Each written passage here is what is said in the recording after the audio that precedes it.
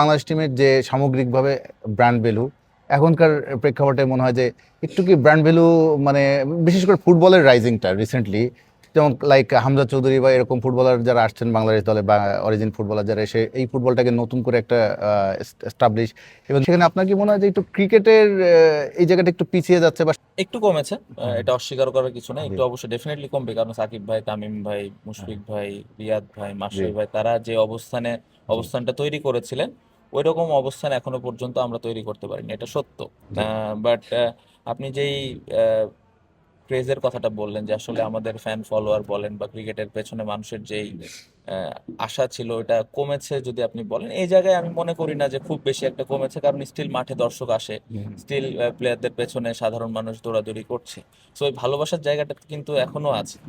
Football হ্যাঁ ভালো করছে ডেফিনেটলি, এটা নিয়ে অস্বীকার করার কিছু নাই, বাট আপনি যদি ব্র্যান্ড ভ্যালুর কথা বলেন, স্টিল ক্রিকেট এখানে অনেক আগায় আছে, এটা আমি বিশ্বাস করি। এবং আহ, যেই 5টা 6টা প্লেয়ারের কথা আপনি বললেন, ওনারা যেই ব্র্যান্ড ভ্যালুটা তৈরি করেছে এটা অনেক সময়ের সাথে সাথে হয়েছে। সো এখন রিসেন্টলি শুধু মুশফিক ভাই একটা ফরম্যাট খেলতেছে, বাকি যে প্লেয়ারগুলো খেলতেছে সময়ের সাথে সাথে এই জায়গাতে ওরকম ব্র্যান্ড ভ্যালু তৈরি হবে, এটা আমি মনে করি।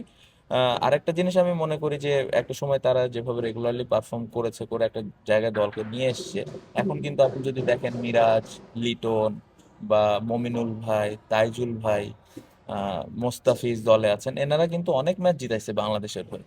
বাট আমি আই ডোন্ট নো কেন ওইভাবে আসলে সবার সামনে আসেনি। আপনি যদি লাস্ট 8-10 বছরে এরকম দেখেন, মোস্তাফিজ কতগুলো ম্যাচ জিতাইছে, মিরাজ কতগুলো ম্যাচ জিতিয়েছে, মমিনুল ভাইয়ের 13-14টা 100।